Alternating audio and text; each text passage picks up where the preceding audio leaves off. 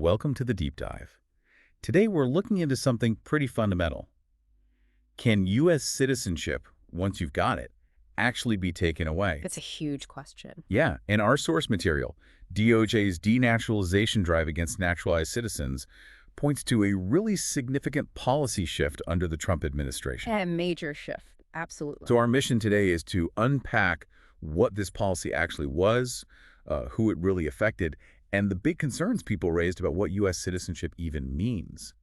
Okay, so let's start with the basics. Denaturalization is a word we might hear. What exactly does it mean in this context with this policy change? Right, so denaturalization isn't just some obscure legal term. It's the actual process of, well, revoking U.S. citizenship from someone who became a citizen through naturalization, not born here. Revoking, okay. And what our soul shows is how this policy seemed to make that status feel, less permanent, more fragile than maybe people thought. Less permanent, right? The source mentions a specific internal memo from the Trump Justice Department. How big a deal was this memo? Was it really a departure? Oh, it was definitely a pivot, a clear one. The memo basically gave federal prosecutors the green light, told them to aggressively pursue these kinds of cases. Aggressively. Yeah, and you have to see it as part of that administration's wider, pretty hardline stance on immigration overall. It wasn't just about isolated, really bad cases anymore. Okay, aggressively pursuing. That sounds, well, intense. What kind of cases were they told to prioritize? Who were they actually going after?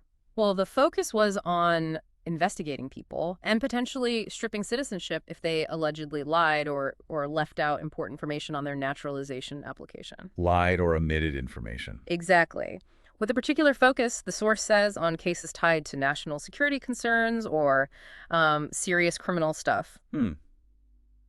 But lying or omitting information could cover a lot of ground, couldn't it? That's precisely the point critics jumped on. Right. So what were the main warnings from civil rights groups that the source highlights? They raised some serious red flags, big ones. One major concern was that this could effectively create a kind of second-class citizenship for naturalized Americans.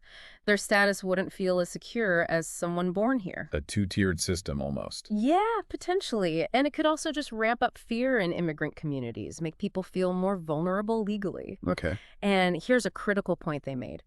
The source notes the lack of legal protections in civil denaturalization cases. Specifically, there's no guaranteed legal representation. Yeah, guaranteed lawyer. Yeah, Wow. exactly. So critics argued this puts literally millions at risk, even for minor or unintentional errors. Think about it. Maybe you made an honest mistake on a form years ago, didn't understand something complex, Right. and suddenly you could lose your citizenship, potentially without a lawyer to help you navigate it. That's a scary prospect. That's a really stark picture from the critics' side. Did the source give any sense of the administration's justification? Why they felt this was necessary? The source suggests the rationale was framed around tightening immigration enforcement generally, ensuring the integrity of the naturalization process. That's good. Okay. Especially, they'd argue, in those cases involving security or crime where maybe the full picture wasn't clear when citizenship was granted. So, upholding the law, protecting national security, that was the stated argument. Got it. So connecting the dots then, how did this specific denaturalization push fit into the Trump administration's broader immigration strategy? Well, like I said, it wasn't really a standalone thing. It fit right in with their wider effort to, really tighten the screws on immigration enforcement across the board. Okay. It also connected to other moves like questioning birthright citizenship, basically trying to reshape the definition of who gets to be an American. It was part of re-examining those pathways to belonging in the U.S. It really makes you think, delving into this.